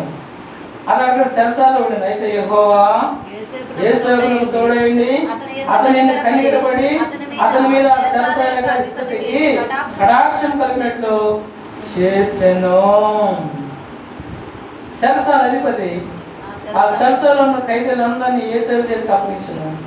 వారు అక్కడ ఏం చేస్తారో అదంతే అతడే చేయించేవాడు. యెహోవా అతనికి తోడైందని కనుక ఆ సరసాల అధిపతి అతని చేతికి అప్పగింపబడిన దేని గురించి విచారణ చేయకుండా అతను చేయనది యావత్తు యెహోవా. కాబట్టి ఇక్కడ యేసేపు అక్కడేం పోతీఫర్ ఇల్లంతా చెప్పాడు. సరే వాళ్ళ ఆవిడ మాట పోతీఫర్ తీసుకెళ్ళి సరసాలు వేసాడు. సరసాలకు వచ్చిన తర్వాత కూడా యేసేపు చూడగానే సరసాల అధిపతి కూడా మైండ్ బ్లాక్ అయిపోయింది. చెప్పండి ఏమైపోయిందంట? Mind block. అతను చేసేదంతా కూడా అతను మాట్లాడు కానీ ప్రవర్తన కానీ అంతా కూడా సంతోషకరంగా ఆనందంగా ఉంది. అందుకని అధిపతి ఏం చేశాడంటే ఆ సరసాల్లో జరిగేటువంటి కార్యాలు మొత్తం ఈయనగా చెప్పాడు. చెప్పండి ఏం చేశాడన్నా? ఈయనగా చెప్పాడు. ఎందుకు అని మనం చూస్తే దేవుడు ఆయన ఎందుకు కనికరపడి ఆయనకు తోడైంది. ఎంత మంచి మాట చూడండి.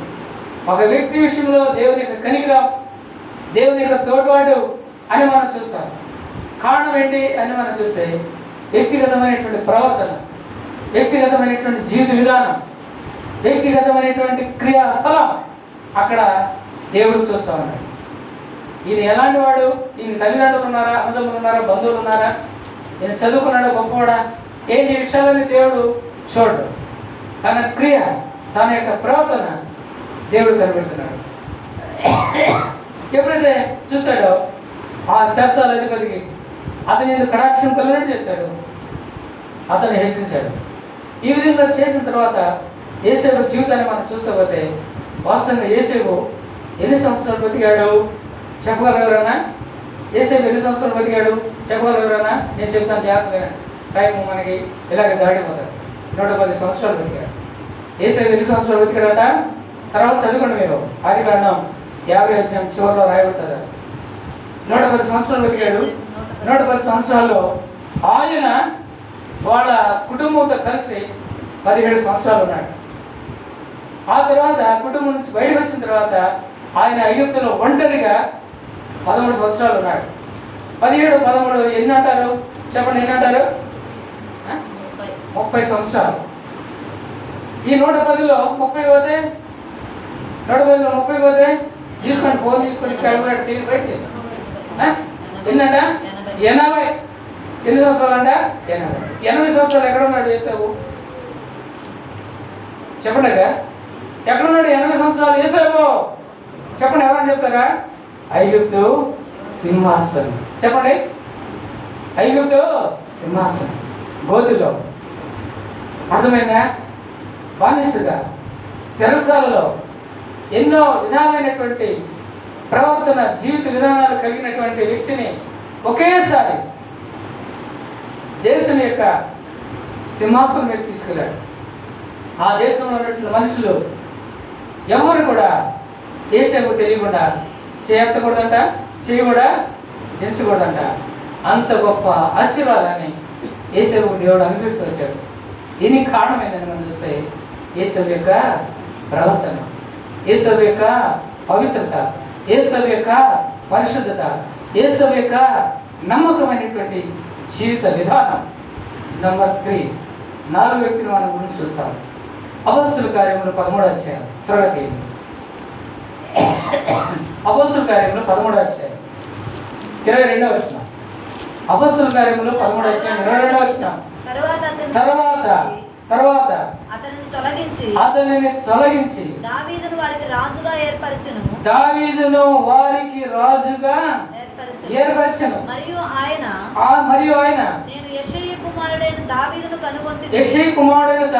కనుగొంటిని, అతడు నా ఇష్ట అతడు నా ఇష్టానుసారుడైన మనుషుడు, అతడు నా ఉద్దేశములన్నీ నెరవేర్చునని చెప్పి సాక్ష్యం ఇచ్చాను. 4వ వ్యక్తి ఎవరైనా చెప్పండి? దావీదు. ఈయన గురించి చెప్తున్నాడు. ఏంటి? సౌలును తొలగించి దావీదును రాజుగా చేయడానికి దేవుడు ఇష్టపడ్డాడు. కారణం ఏంటి అని మనం చూస్తే, దావీదు ఎవరంటే చెప్పండి? ఆయన ఇష్టానుసారం, ఆయన ఉద్దేశములన్నిటినీ నెరవేర్చిన వాడు. దావీదు ఎవరంట? దావీదు ఎవరు చెప్పండి? దేవునికి ఇష్టానుసారుడు, దేవుని యొక్క ఉద్దేశములన్నిటినీ నెరవేర్చినవాడు. అర్థమైందా? దేవుని దృష్టి ఘనత పొందాలంటే, దేవుడు హెచ్చించాలంటే, దేవుడు గొప్ప చేయాలంటే ఆయనకి ఇష్టంగా ఉండాలంట. చెప్పండి, ఆయనకి ఇష్టంగా ఉండాలి, ఆయన ఉద్దేశానికి అనుకూలంగా ఉండాలి. మన ఇష్టానుసారంగా చేయడం కాదు, మన ఉద్దేశానుసారంగా చేయడం కాదు.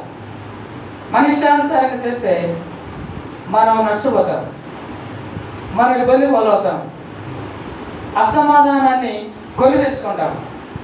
అదే దేవుని సన్నిధిలో ఉన్నట్టు మనం దేవుని ప్రజలుగా దేవుని పరిచర్యలో సేవలో కొనసాగుతున్నటువంటి మనం ఎల్లప్పుడూ కూడా నేర్చుకోవాల్సింది, జరిగించవలసింది ఏదైనా మనం చూస్తే దేవుని యొక్క ఉద్దేశాలు, దేవుని యొక్క ఇష్టాన్ని. యోహాను సువార్త 8వ అధ్యాయం 29వ వచనంలో కూడా మనం ఆ మాటను మనం చూస్తాము. నన్ను పంపినవాడు నాకు తోడైనాడు, ఆయనకి ఇష్టమైన కార్యం ఎల్లప్పుడూ చేయాలి. ఎంత మంచి మాట! దేవుడు ఒక తోడైంది, ఒక మనిషిని ఆశ్రయించాలి, దీవించాలి, హెచ్చించాలి, గొప్ప చేయాలి అని మనం చూస్తపోతే ఆయనకి ఇష్టమైనటువంటి కార్యాలు, ఆయన ఉద్దేశాలు, ఆయన చిత్తాన్ని నెరవేర్చేటువంటి అనుభవంలోకి మనం రావాలి. ప్రపంచంలో ఎంతమంది మనుషులు ఉన్నారో వాళ్ళందరికీ కూడా అన్ని రకాలైనటువంటి ఉద్దేశాలు ఉన్నాయి, అన్ని రకాలైనటువంటి కోరికలు ఉన్నాయి, అన్ని రకాలైనటువంటి చిత్తాలు ఉన్నాయి. కానీ ఇన్ని రకాలైనటువంటి ఉద్దేశం కలిగిన వాళ్ళు, ఇన్ని రకాలైనటువంటి చిత్తాలు కలిగిన వాళ్ళు, ఇన్ని రకాలైనటువంటి కోరికలు ఇష్టాలు కలిగిన వాళ్ళందరూ కూడా దేవుని ఇష్టానికి లోబడినప్పుడు, దేవుని ఉద్దేశానికి లోబడినప్పుడు వాళ్ళని తనకు ఇష్టంలో చేసుకొని వాళ్ళని గొప్ప చేస్తాడు, వాళ్ళని హెచ్చిస్తాడు, వాళ్ళని దీవిస్తాడు. సౌలుతో చెప్పాడు, నేను తప్పించి నేను యెష్షయి కుమారుడైనటువంటి దావీదును నేను నిలబెట్టబోతున్నాను. ఎందుకు అని మనం చూస్తే ఆయన నా హృదయం ఇస్తాను, ఆయన నా ఉద్దేశంలోనే. కాబట్టి మధ్యాహ్న సమయంలో దేవుని ప్రజలుగానే ఉంటున్నాం మనం. అయితే మన ఉద్దేశాలు ఏ విధంగా ఉన్నాయి, మన ఇష్టాలు ఏదో ఉన్నాయి, మన ఆలోచన విధానాలు ఎలాగున్నాయి, మన ప్రవర్తన ఎలాగుందని మనం ఆలోచించుకోవాల్సినటువంటి తరుణంలో మనం జీవిస్తాం. కాబట్టి దావీదు గురించి మనం చూసినప్పుడు ఆయన ఎందుకు సౌలుని కొట్టేశాడు, ఎందుకు దావీదుని ఎన్నుకున్నాడని మనం చూస్తే దానికి కూడా కారణం, దావీదు వాస్తవంగా చూస్తే సౌలు కంటే కూడా గొప్ప కీడు లేకపోతే గొప్ప పాపం దోషాలు చేస్తూ వచ్చాడు.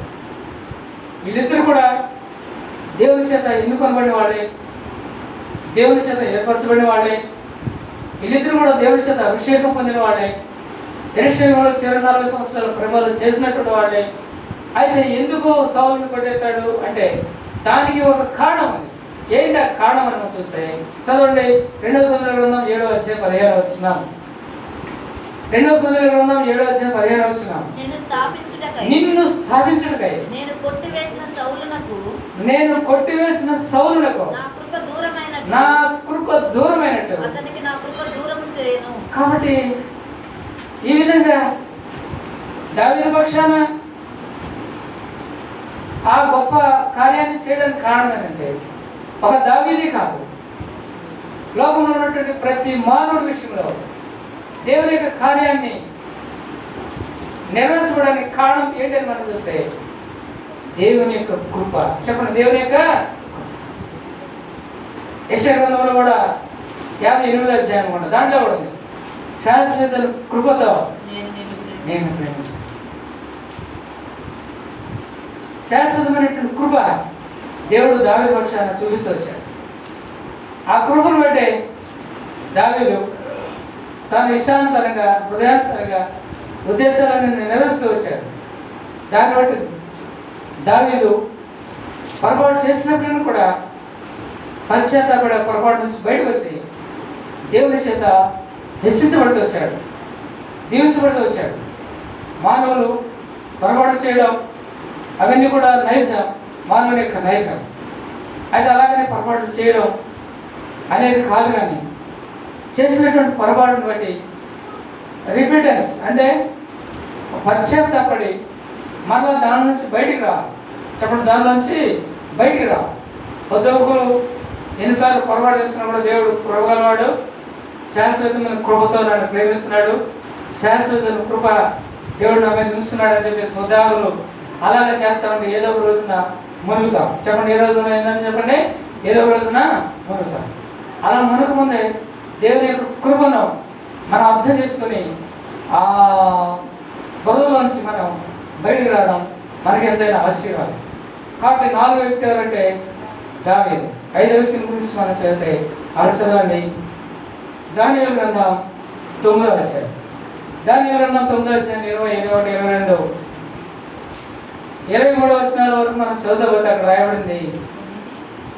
లేకపోతే 23వ వచనం చదవండి, సింపుల్ గా ముగిస్తాను. నీవు బహుప్రియుడు కనుక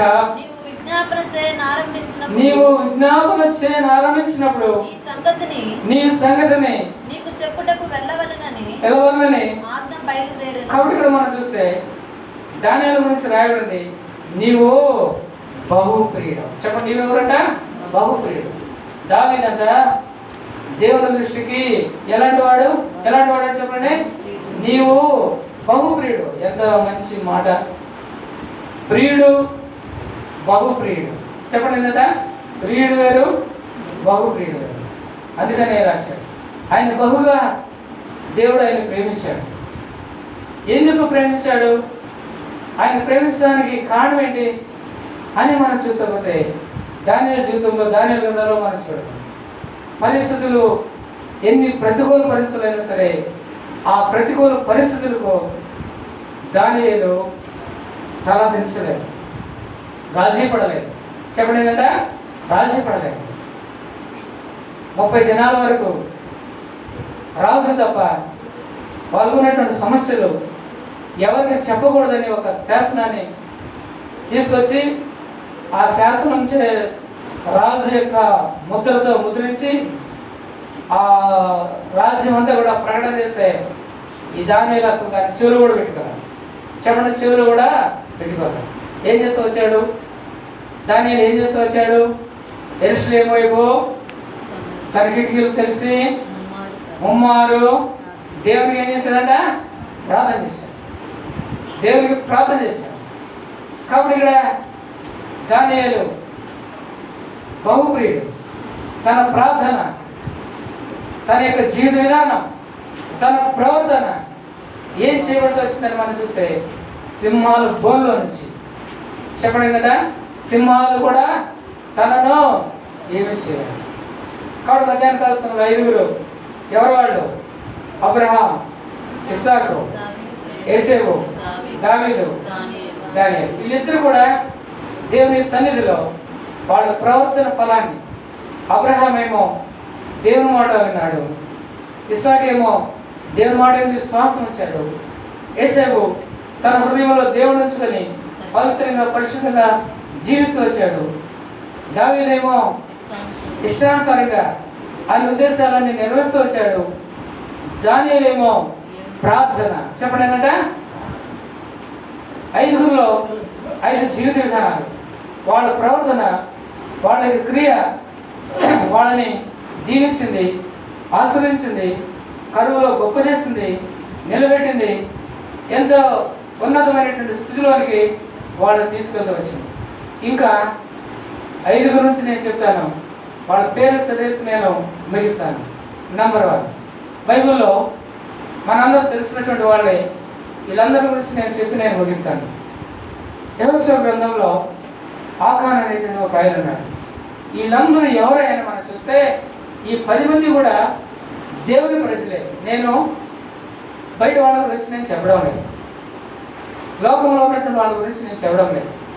ఈ బల అనేది బయట వాళ్ళ కోసం కాదు, లోకస్తుల కోసం కాదు, మారు మనసు లేని వాళ్ళ కోసం కాదు. అది దేవుని ప్రజలకు, దేవుని రక్తం చేత కొనబడినటువంటి వాళ్ళు. అలాంటి వాళ్ళ కోసమే వాళ్ళు హెచ్చరించబడాలి, సరిచేయబడాలి, చక్కబడాలి, ప్రవర్తనను దిద్దుకోవాలి, సరిచేసుకోవాలి, వాళ్ళ క్రియలు దేవునికి ఇష్టమైన ఉండాలి అనేటువంటి ఒక మంచి తలంపుగా ఈ వర్తమానాన్ని మనం ముందుకు తీసుకురావడం వచ్చింది. కాబట్టి ఇక్కడ మనం చూస్తామంటే ఆకాన్, ఈయన ఇశ్రాయేల్ సైన్యంలో గొప్ప సైనికుడు. చెప్పండి, ఎవరంటే గొప్ప సైనికుడు.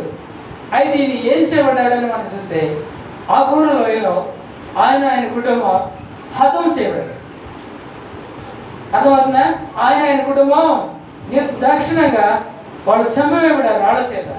కారణం ఏంటని మనం చూస్తే దేవుడు దేన్ని శపించాడో, దేన్ని కాదన్నాడో, దేనికి దూరంగా ఉండమన్నాడో దానిని ఆశించాడు ఆకాన్, దాన్ని ప్రేమించాడు ఆకాన్. దాన్ని ఆశించడమే కాకుండా దానిని దాచిపెట్టుకున్నాడు. తద్వారాగా జరిగినటువంటి పరిణామం ఏంటని మనం చూస్తే ఇశ్రాయేలుకి గొప్ప అపజయం వచ్చింది. యుద్ధంలో అనేక మంది సైనికులు నిర్దాక్షిణ్యంగా చనిపోయారు. దీని అంతటికి కారణం ఏంటంటే దేవుని యొక్క శాపం, దేవుని యొక్క ఉగ్రత. ఎందుకు వచ్చింది, ఎవరి ద్వారా వచ్చిందని మనం చూస్తాకపోతే ఆకారం. చెప్పండి, ఎవరి ద్వారా వచ్చిందంట?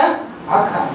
దేనికి ఆకారం ద్వారా వచ్చిందంటే ఆకారం శిథిలమైన దానిని ఆశించాడు కాబట్టి సైన్యానికి నాశనం తెచ్చాడు.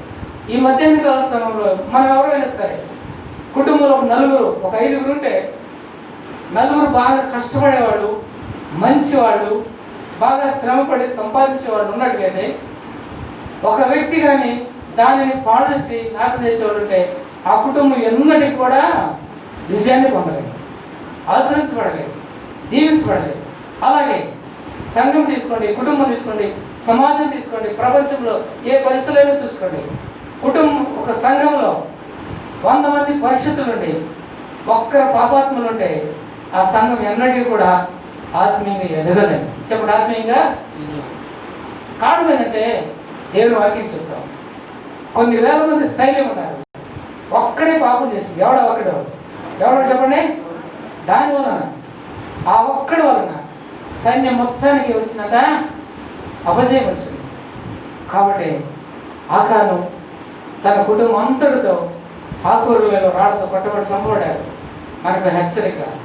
2వ వ్యక్తిని మనం చూస్తాం. చూడండి ఆ మాట, గెహాజీ. ఎవరన్నా చెప్పండి. ఇవన్నీ వాక్యాలు నేను తీయలేదు, ఇప్పుడు అన్నిటికీ వాక్యాలు ఉన్నాయి, నేను తీయలేదు ఎందుకంటే టైం అయిపోయింది. గెహాజీ ఉన్నాడు. ఇతను ఎవరైనా మనం చూస్తే దైవజనుడైనటువంటి ఎలీషా సన్నిధిలో జీవిస్తూ ఉన్నాడు. ఏలియా 16 అద్భుత ఆశ్చర్యకాలు చేస్తపోతే ఎలీషా 2 పాలు తీసుకొని 16 ఎన్ని చేశాడంట? 32 అద్భుతాలు చేశాడంట. అలాంటి దైవజనుని యొక్క సన్నిధిలో జీవిస్తూ, తింటూ, త్రాగుతూ ఆయన చేస్తున్నటువంటి అద్భుత ఆశ్చర్యకార్యాలన్నీ చూస్తా ఉన్నటువంటి గెహాజీ ఏం చేశాడని మనం చూస్తాకపోతే ఇతర దేశాల యొక్క సొమ్ముకు ఆశపడ్డాడు. ఎలీషా వద్దన్నాడు. చెప్పండి, బంగారం వద్దన్నాడు, వస్త్రాలు వద్దన్నాడు, అసలు నువ్వు తెచ్చినటువంటి కానుకలు ఏవి వద్దన్నాడు. ఆ ఎలీషా వద్దంటావంటే గెహాజీ అనుకున్నాడు, మా యజమానికి ఇరులా ఉన్నాడు, అమాయకులా ఉన్నాడు, ఆ బంగారం చూసి ఆ కమ్మి చూడు ఎక్కడ మెరిసిపోతా ఉందా, అబ్బా నేనైతే అనుకున్నాడు. ఆయన వద్దంటా ఉంటే ఈయన అనుకుంటా ఉన్నాడు, నేనైతే అలా వెళ్ళిపోతా ఉన్నాడు. వెళ్ళిపోతా ఉంటే పరిగెత్తాడంట. చెప్పండి, ఏం చేశాడు? ఆ నయమాన్ యొక్క రథం వెనుక పరిగెత్తాడంట. పరిగెత్తి తెచ్చుకొని ఇంటిలో ఈయన కూడా దాచిపెట్టుకున్నాడు. చెప్పండి, ఈయన కూడా ఏం చేశాడు? దాచిపెట్టుకున్నాడు. ఎలీషా దగ్గర కుష్ఠతో వచ్చింది ఎవరు? చెప్పండి అన్న, ఎవరు వచ్చారు? ఎలీషా దగ్గర కుష్ఠతో ఎవరు వచ్చారు? నయమాన్ వచ్చాడు. కుష్ఠతో వచ్చినటువంటి నయమనేమో పసిపిల్ల వారి దేహం వల్లే స్వస్థపరచబడి ఆనందంగా సంతోషంగా ఆ ఎలీషా తిరిగినటువంటి నేల, ఎలీషా తిరిగినటువంటి ఆ మట్టి ఎంత ఆశీర్వాదకరమైంది, ఎంత స్వస్థత కలిగిందని చెప్పేసి ఆ మట్టి తీసుకుని ఆయన పోతా ఉంటే రథం మీద పెట్టుకొని ఈయన ఏం చేశాడు, పరిగెత్తుకొని ఏం చేసుకోవడాక ఆయన ఎవరు అయితే వద్దన్నాడో అవన్నీ తెచ్చుకొని ఇంట్లో దాచి పెట్టుకున్నాడు. ఈయన కుటుంబానికి మొత్తానికి కుష్టి వచ్చిందంట. చెప్పండి, ఏమొచ్చిందంట? కుష్టి వచ్చింది, పాడైపోయారు. మూడో వ్యక్తిని మనం చూస్తాం బైబిల్లో అపోస్తలుల కార్యాల్లో. అననీయ సప్పీరా అని ఇద్దరు ఉన్నారు. చెప్పండి, ఎవరంట? అననీయ ఎవరు వీళ్ళు అని మనం చూస్తే ఇద్దరు కూడా యవనస్తులైనటువంటి భార్యాభర్తలు, సంఘంలో ఉన్నటువంటి గొప్ప వ్యక్తులు, ప్రథమంగా ప్రతి విషయంలో ముందుకు సాగేవాళ్ళు, సంఘంలో ఉన్నటువంటి వాళ్ళు, దేవుని యొక్క సన్నిధిలో వాళ్ళు ఉన్నారు. అది ఒక కాలం వచ్చింది, వాళ్ళకి ఒక పొలం ఉంటే ఆ పొలం అమ్మేశారు. పొలం అమ్మేస్తే ఆ రోజుల్లో ఉన్నటువంటి పరిస్థితి ఏంటంటే ఎవరికైనా సరే స్థిరాస్తులు కానీ ఉంటే అవన్నీ నమ్మి తీసుకొచ్చి అపోస్తుల యొక్క పాదాల దగ్గర పెట్టేవాడు. వీళ్ళు కూడా అలా చేయాల. ఏం చేస్తారంటే అమ్మేసి దేవుని దగ్గరికి తీసుకెళ్ళకుండా, దేవునికి ఇవ్వకుండా దాచిపెట్టుకొని కొంత తీసుకొచ్చి ఆ అపోస్తుల పాదాల దగ్గర పెట్టారు. ఎవరైతే పెట్టారో మానవులకు తెలియదు. వాళ్ళు ఎంత కమ్మారో, ఎంత వచ్చిందో ఆ సంఘంలో ఎవరు తెలియదు. ఎవరు తెలుసు? వాళ్ళకే తెలుసు, దేవుడికి తెలుసు. ఎప్పుడైతే అక్కడ రెండు రాయబడింది, పరిశుద్ధాత్మకు వ్యతిరేకంగా నడిచారు, రెండోదేమో అబద్ధాలు ఆడారు. ఈ అననీయ ఏమో పరిశుద్ధాత్మకు వ్యతిరేకంగా నడిచారు, సప్పీరేమో అబద్ధం ఆడింది. అబద్ధాలు, వ్యతిరేకత ఇవన్నీ కూడా చూడండి అన్నమాట. దావీదు రాసిన కీర్తనలు 101వ కీర్తన చూడండి. దావీదు రాసిన కీర్తనలు 101వ కీర్తన. దావీదు రాసిన కీర్తనలో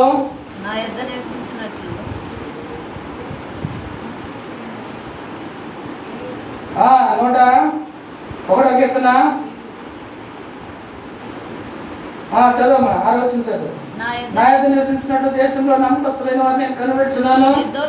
నిర్దోష మార్గాన్ని నడుచువారు మోసం చేయడం నా యొద్ద నివసించరాలు, అబద్ధములు ఆడడం నా కన్నులు ఎదుట. కాబట్టి ఇక్కడ పరిశుద్ధాత్మను అననీయ ఏమో మోసం చేశాడు, సప్పీరేమో అబద్ధాలు. మోసము, అబద్ధం. ఎవరైతే మోసం చేస్తారో, ఎవరైతే అబద్ధాలు ఆడతారో దేవుని సన్నిధిలో ఏం చేయాలంట? నిలవడానికి అవకాశం ఉంది. కాబట్టి వీళ్ళిద్దరు అబద్ధాలు ఆడారో మోసం చేశారు. ఏం చేశారు మోసం అంటే దేవునికి ఇవ్వాల్సింది ఇవ్వలేదు. అందుకని ఒకరోజే ఇద్దరు యవనస్తులైనటువంటి భార్యాభర్తలు వారి ప్రాణాలను కోల్పోయారు. ఎంత కఠినమైనటువంటి మాటలు నేను మీ అందరికీ చెప్పను, కానీ దేవుడికి ఇవ్వాల్సింది ఇస్తే మనం బాగుపడతాం. చెప్పండి, ఏంటంటే బాగుపడతాం. దేవుడికి ఇవ్వాల్సింది చాలా, దేవుడి లెక్కలు చాలా కరెక్ట్గా ఉంటాయి. మన లెక్కలు అన్నీ కూడా గలిబిలుగా ఉంటాయి, కానీ దేవుడి లెక్కలు మాత్రం చాలా ఖచ్చితంగా ఉంటాయి. దేవుడు మనకి ఆరోగ్యం ఇచ్చాడు, మంచి కుటుంబం ఇచ్చాడు, కావాల్సినటువంటి పరిస్థితులను అనుకూలంగా ఉంచాడు, కష్టపడి పని చేసుకోవడానికి, ఉద్యోగం చేసుకోవడానికి, మనకున్నటువంటి పరిస్థితులన్నింటినీ అనుకూలంగా చేసుకొని మనం ఆరోగ్యంగా ఉండడానికి దేవుడు పరిస్థితులన్నింటినీ అనుకూలంగా ఇచ్చాడు.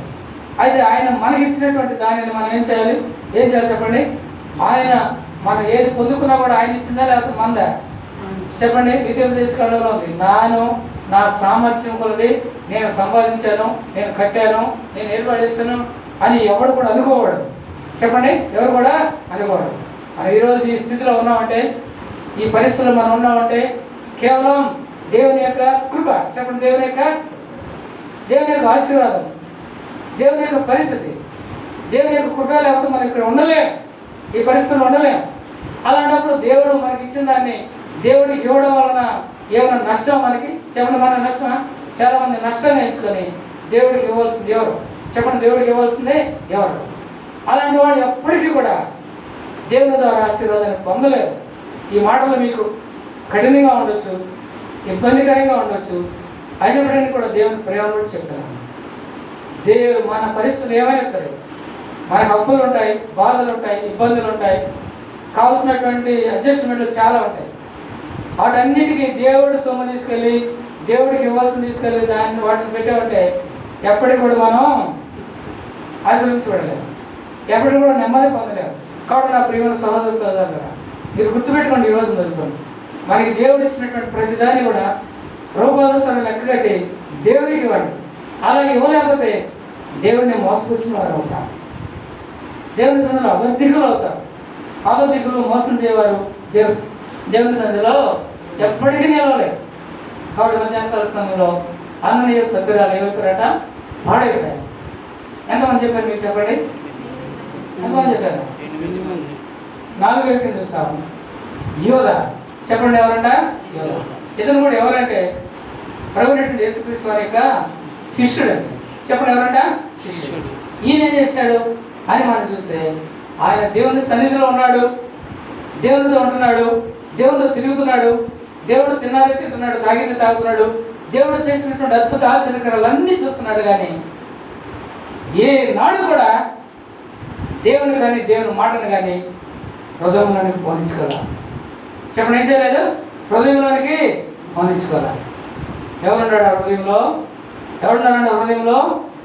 సాతాను ఉంటుంది. ఎక్కడ నివాసం చేస్తుంది? ఎక్కడ తిరుగుతుంది? ఎక్కడ తింటుంది? ఎవరితోటి? తాగుతుంది? ఎవరితోటి? సహవాసం చేస్తుంది? ఎవరితోటి? సృష్టికర్త అయినటువంటి దేవుడితోటే. కానీ హృదయంలో మాత్రం దేవుడు, హృదయంలో మాత్రం సాతాను ఉన్నాడు. ఉరి పెట్టుకొని చచ్చిపోతే దేవులన్నీ బయటకు వచ్చినాయంట. చెప్పండి, దేవులన్నీ ఏం చేసినాయంట? బయటకు వచ్చినాయంట. ఎంత విచారం వచ్చాడు, ఎంత భయంకరం వచ్చాడు. ఇది ఏంటంటే మనకు భయం వస్తుందా? కారణం ఏంటంటే దేవునికి దూరంగా ఉన్నాడు. చెప్పండి, బాహ్యంగా ఏమో శారీరకంగా ఏమో దేవుడితో ఉన్నాడు, కానీ ఆత్మీయంగా ఏమో దేవుడికి దూరంగా ఉన్నాడు. ఆత్మీయంగా ఏమో దేవుడికి దూరంగా ఉన్నాడు. ఫలితాన్ని అనుభవించాడు. చివరికి ఇంకో మాట చెప్తాను. 5వ వ్యక్తి ఎవరైనా మనం చూస్తాకపోతే ఆహాబు. చెప్పండి, ఎవరంట? ఆహాబు. ఏం చేశాడు అని మనం చూస్తే, తన భార్య అయిన యెజెబెలు మాట విని నీతిమంతుడైనటువంటి నాబోతుని ఏం చేశాడని చెప్పండి, పాడు చేశాడు. తన పొలాన్ని, తన స్థలాన్ని అన్నిటిని ఆక్రమించుకొని తన మరణానికి కారణం వచ్చాడు. దీనంతటి కారణం ఎవరంటే అతను అమ్మబడ్డాడు. చెప్పండి, ఏమైపోయాడంట? అమ్మబడ్డాడు. దేనికోసం? వాళ్ళ భార్య చెప్పినటువంటి మాట విన్నాడు. తన భార్య యొక్క ప్రేరణ చేత నడిపించబడ్డాడు. తద్వారాగా అతను పాడైపోయాడు, ఆ భార్య పాడైపోయింది, అందరూ నాశనం అయిపోయారు. ఇశ్రాయేలు యొక్క రాజు అయిన ఎవరంటే చెప్పండి, రాజు. రాజు అయినా సరే, గొప్పవాడైనా సరే, నడిపించే నాయకుడైనా సరే, మంచి ఏర్పాటు లేకుండా ఎవరో చెప్పిన మాటలు విని, ఎవరో చెప్పిన మాట ద్వారా ప్రేరేపించబడి అక్రమైనటువంటి రీతిలో ప్రవర్తిస్తే ఖచ్చితంగా పాడైపోతాడు. నువ్వు దేవుని బిడ్డగా, దేవుని సన్నిధిలో నాయకత్వం జరిగించిన నాయకుడిగా దేవుని మాటని ప్రేరేపించబడతారు. అక్రమస్తులు ప్రేరేపించబడతారు. అక్రమంగా నడిచేవాడు ప్రేరేపిస్తే ఆ ప్రేరేపణతో ఏం చేయబాకు, నువ్వు పాడైపోతావు, ప్రేరేపించేవాడు పాడైపోతాడు. దేనికి కూడా ఎవరు కూడా మదిలి ఉండదు, ఎవరు కూడా అశ్రద్ధం ఉండదు, ఎవరు కూడా సంతోషం ఉండదు, ఆనందంగా ఉండదు. 5 పాడైపోయారు. చెప్పండి, ఎవరు వీళ్ళెవరు? చెప్పండి, వీళ్ళందరూ కూడా దేవుని ప్రజలు. చెప్పండి, వీళ్ళందరూ కూడా బయట వ్యక్తులు కాదు. 5 కూడా దేవుడు వాళ్ళే, కానీ ఏమైపోయారంట? పాడైపోయారు. వాళ్ళు దేవుని ప్రజలే, వీళ్ళు దేవుని ప్రజలే. వాళ్ళు 5 చూస్తే వాళ్ళు హెచ్చించబడ్డారు, ఆశ్రయించబడ్డారు, గొప్ప చేయబడ్డారు. 5 కూడా నాశనం అయిపోయారు. ఈ మధ్యాహ్నం కలుస్తాను. మన పరిస్థితి, నా పరిస్థితి, నేను ఎవరిలోకున్నాను పరీక్షించుకున్నాను. అదే మనకు కావాల్సింది, అదే మనకు అవసరం. నీ దేవుడైనా దేవుని మందిరానికి నువ్వు వెళ్ళినప్పుడు నీ ప్రవర్తన గురించి నీవు ఎలా ఉంటుందో మన ప్రవర్తన? అననీయలాగా ఉందా, సభ్యులాగా ఉందా, లేకపోతే ఆకర్ణలాగా, గ్యాసిలాగా, యోధలాగా పాడైపోయేటువంటి లిస్టులో ఎవరి లిస్టులో ఉన్నాం? ఎవరి జాబితాలో ఉంది మన పేరు? అందరూ కూడా క్రైస్తవులు, అందరూ కూడా దేవుని ప్రజలు, అందరూ కూడా దేవుని సన్నిధికి వచ్చేవాళ్ళే, అందరూ కూడా దేవుని మందిరంలో నిలబడేవాళ్ళే, కనబడేవాళ్ళే, అందరూ కూడా సభ్యులే. కానీ మన పేరు ఎవరు చెప్తారు? ఒక్కసారి పరీక్షించుకొని, ఒక్కసారి మనం విమర్శించుకొని, దేవుని బలకు అనుకూలమైనటువంటి తీర్మానం చేసుకొని ఈ మధ్యాహ్న కాల సమయంలో పవిత్రమైన, పరిశుద్ధమైన, నిర్దోషమైన, దేవునికి ఇష్టమైన, దేవునికి అనుకూలమైనటువంటి జీవిత విధానాన్ని కలిగి ముందుకు సాగడం. అలా సాగడం వలన మనకు మంచిది, మన కుటుంబానికి మంచిది, మన సంఘానికి, మన గ్రామానికి, మన దేశానికి ఆశీర్వదకరంగా, క్షేమకరంగా మనం అంటాం. అలా ఉండడానికి దేవుడు మనం అందరినీ కూడా నడిపించినగాక. దేవుడు తన రక్తాన్ని మన మీద ప్రోక్షించి మనం మరోసారి పవిత్రపరిచి, పరిశుద్ధపరిచి మనమందరం కూడా అబ్రహాం, ఇస్సాకు, అలాగే యోసేపు, దావీదు, దానియేలు వలె మనందరం కూడా గొప్ప చేయను కాక. దేవుడి మాట మన కొరకై దీవించి ఆశ్రయించింది కాక. మోకరించండి.